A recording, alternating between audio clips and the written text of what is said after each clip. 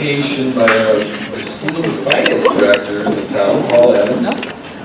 And it says the 2025 preliminary budget, which we approved back on September 5th, but really it's a lead-in to the public hearing tonight and the adoption potentially of the final 2025 budget. So the time is yours. All right. I'd like to start off with kind of a high-level look at the budget, a comparison of 2025 to 2024. I broke it down by operating funds, the sewer fund, and all the other special districts and other funds. So, as you can see, the expenditures and the revenues are up substantially year to year. The expense up about 5.3 million, and the revenue about 4.8 million.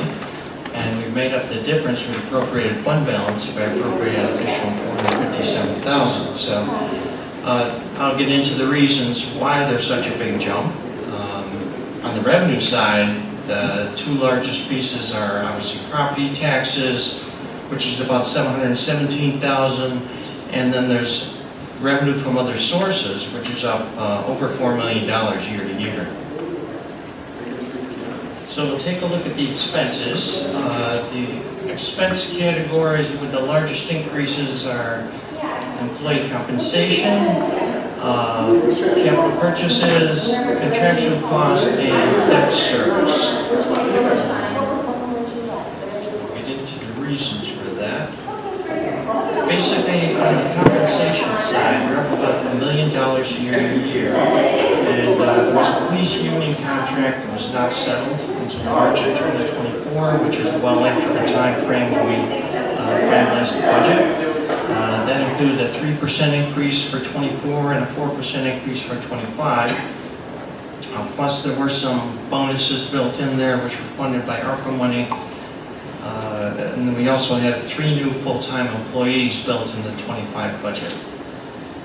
In regard to capital purchases, that includes all the equipment for sewer and highway, building improvements, etc. Highway year to year, they're actually in the budget. They have just over $1 million of equipment. 125,000 of that is going to be paid for with CHIPS money. We budgeted to replace the town hall elevator. That's 125,000. We're looking to replace the Arboretum parking lot. That's 180,000. Police vehicles is about 165, and improvements to the sewer collection system is 303,000. In the contractual cost category, that's up about $1 million year to year, and well, there are several large components of this. That includes our insurance premiums to our carrier.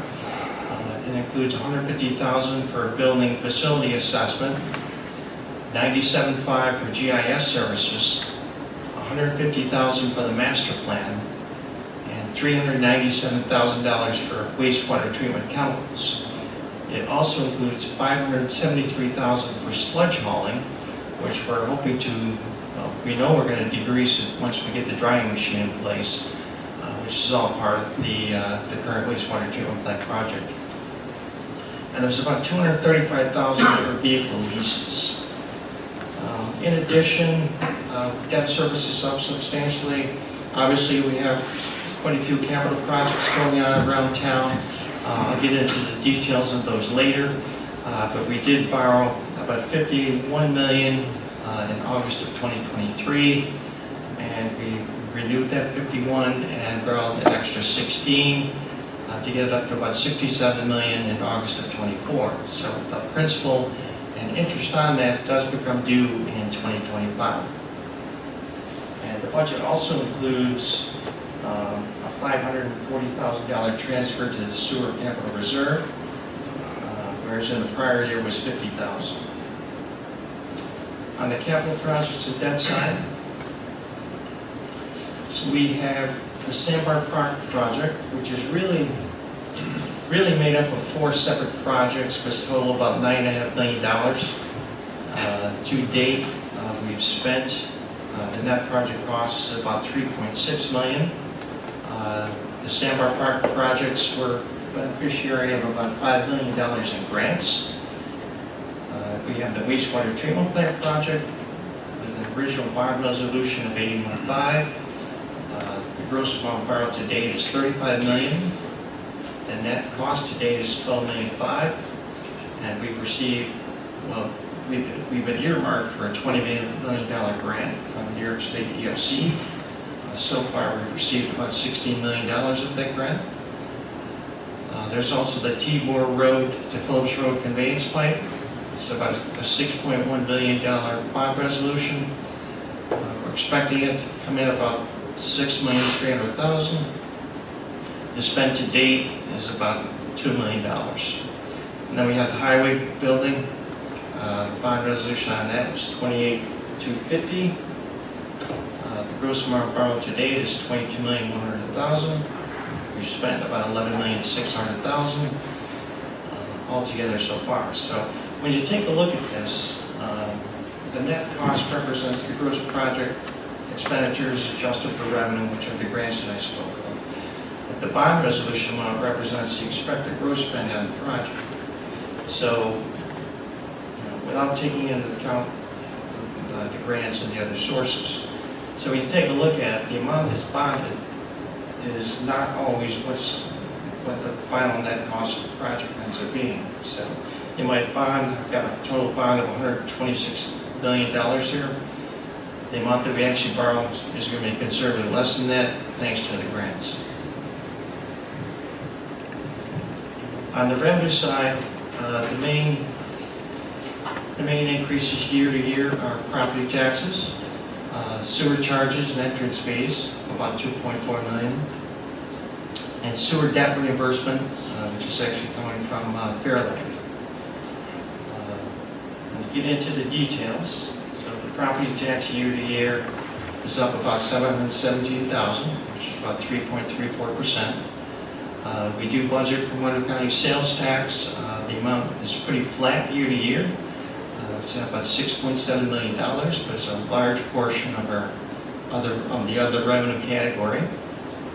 Sewer charges and entrance fees are up substantially due to the expectation of Coca-Cola Fairlake coming online in October of 2025.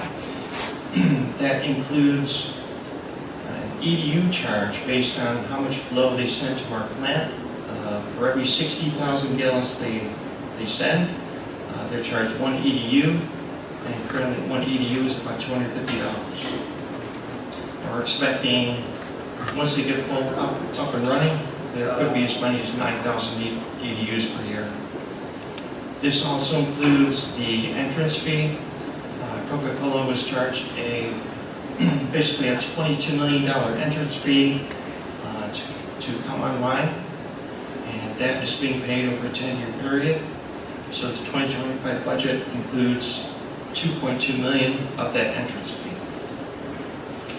The sewer debt reimbursement, that's up $600,000, and that's due primarily to Fairlife's commitment to pay 96% of the debt service on that conveyance pipe project that I mentioned a few minutes ago.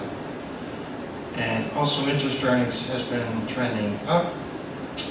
Rates have been hovering around the 5% level for the past year or so. They've come down a bit lately, but I was able to increase the budget a bit in that category. Let's talk a little bit about appropriated fund balance. Some of you may not understand what that is, but essentially it's a surplus. The town operates with many different funds. They're like several little companies, and some of these funds have extra money, which is built up over the years. So we are able to take portions of that money and appropriate it, and basically treat it as a revenue to balance the budget, which helps minimize the tax burden overall to the taxpayers. So we do have a fund balance policy that really requires that we try to maintain fund balance at a level of 15% to 50% of actual expenditures within the 4 operating funds. And some of those funds are actually outside this range. So we've come up with a multi-year plan to bring them back in line. So we are appropriating a significant amount, and 25. It's about, altogether, it's about 3.9 million. The biggest chunks are coming from the general townwide fund, the general part-time fund, and the highway part-time fund. So if you look at those percentages, the two that are currently way down the line are the two part-time funds, the general and the highway. General part-time is about 180%, highway part-time is about 198%. So it's not prudent to try to adjust these all in a year. So for several years, we'll try to bring those back in line with the fund balance policy. So the property tax rates, you're currently at 540 for the year. Last year was 506. So year to year, it's up 34 cents, or about 6.7%. But one of the interesting facts, the actual rate, this is for property located outside the village, is less than the rate was in 2022. We were actually at 543 4 years ago. In regard to the sewer rent rates, that's another component that you'll see in your tax bill. The operation and maintenance rate is going to come in around 209, and the capital charge about $43. The total about 253, which compares to last year, which was 296.83. So year to year, we're actually decreased by about 43.90, about 14.8%. And a lot of that is due to the additional revenue that we're receiving from Fairlight, not only the entrance fee, but the EDU charges. So historically, it's kind of interesting that the sewer system infrastructure needs have been underfunded. I keep a history of all the rates. When I looked at the rates from 1998 to 2018, the rate stayed within the range of 162.50 to 167.50. So it was grossly underfunded for years. I mean, money should have been put away into the sewer capital reserve fund, which certainly would help with plan improvements at this point. So the 25 budget does include a $540,000 contribution to the sewer capital reserve. So for the average taxpayer, an average home outside the village has a assessed value of $177,000. The town's equalization rate is quite low, so that would be approximately fair market value of about $340,000. If that home is connected to the sewer system, they will have a total tax bill of $1,208.73, which compares to last year of $1,192.45. So altogether, you're up $1,628, which is only 1.4%. So overall, things look pretty good. We were able to keep things under the tax cap, currently about $5,000 under the cap. Questions or comments? I would like to. Can you go back two try to slides? answer. Can you go back 2 slides? Sure. 2 slides.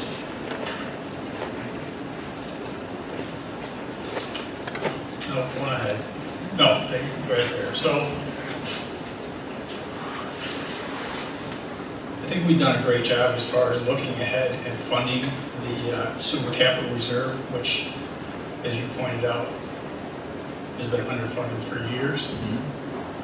Now we're lowering the rate for the sewer, and that includes $500,000 going into the sewer capital reserve. That's correct. I just want to emphasize that. Yeah, beat me to the punch, John, but I don't want to be redundant to what John said, but if this board wanted to follow the same underfunding of 1998 to 2018, if we decided to put no money in the reserve in the sewers in this year's budget, I think our $252.93 on that slide would probably go down to about $211. That's probably about right. And that's great for 2025 for the taxpayers that own property, but it's the definition of insanity. We would be doing what we did in the past, and what we did in the past put the town board in 2017 this town board into a really tough situation where there was no money in savings, there was no money in reserve, and the sewer plant had rotted. When you have no money in reserve and you've got to pay to rebuild it, you got to go borrow it. And this town board said, you know what?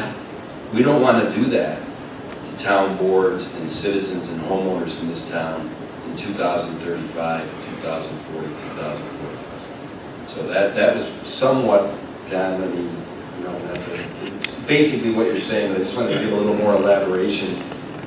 We could have brought this in even less, but it would have been for the good of just 1 year, and it's not good for this community based on what we just saw the last 20 years.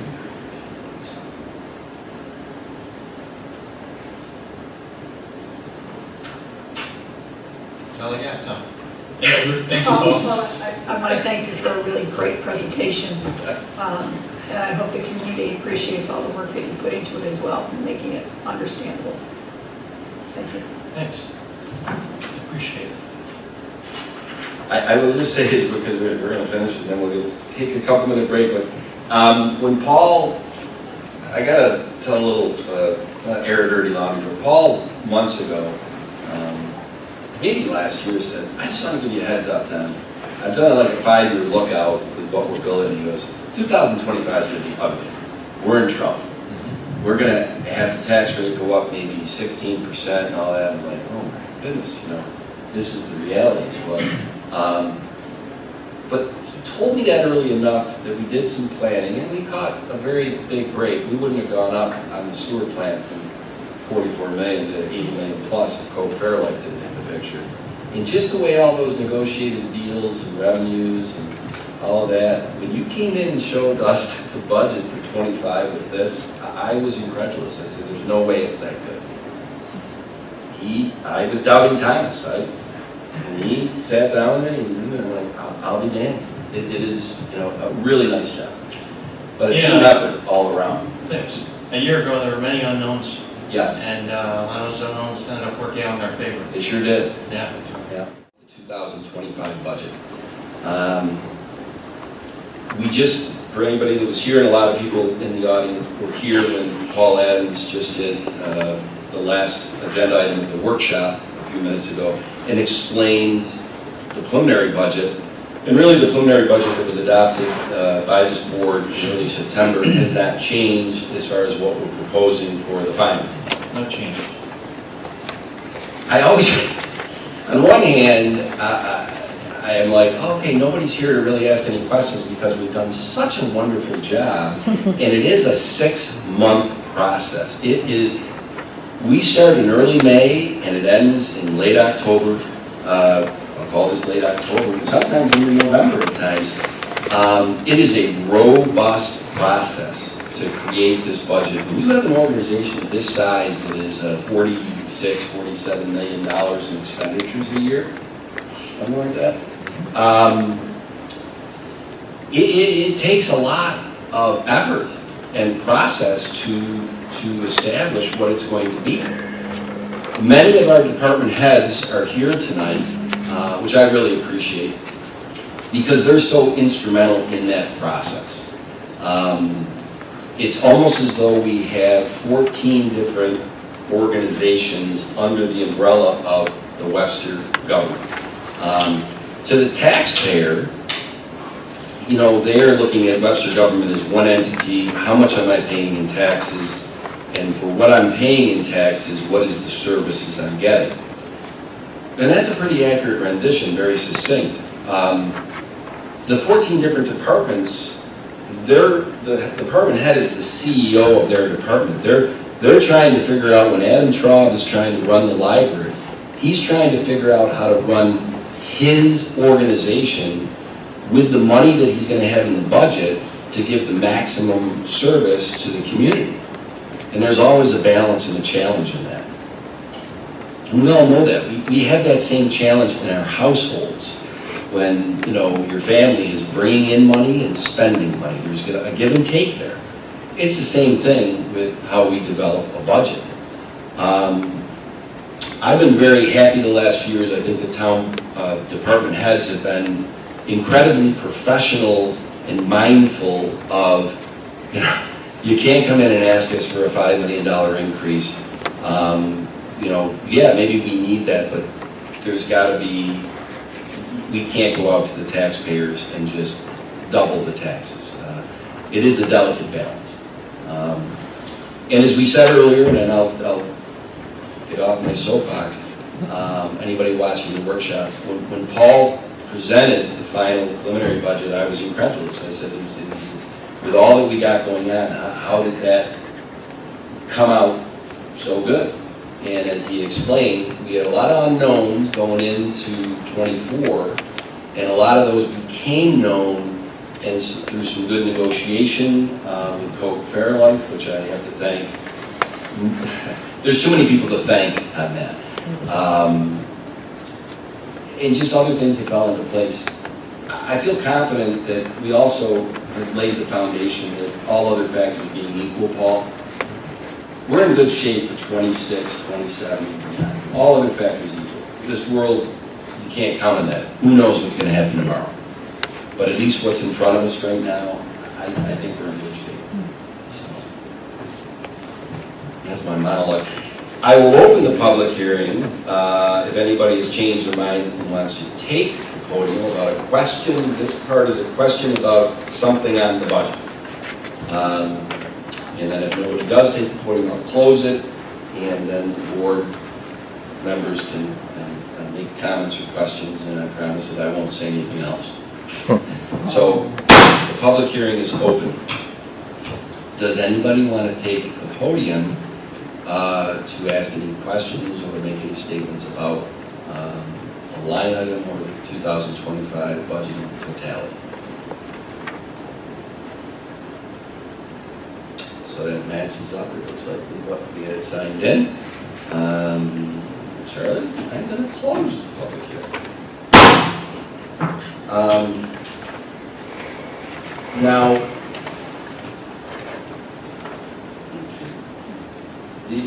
does the board members have anything they want to ask? If they didn't ask Paul in the workshop, they make any comments about the 2025 preliminary budget? No, I just want to agree with what you're saying. It's a long, long process, and the amount of work that our department heads go through and put into the budget, and emphasize the amount of work that Paul did. I remember that conversation with respect to 2025 budget last year. I think I was in that discussion.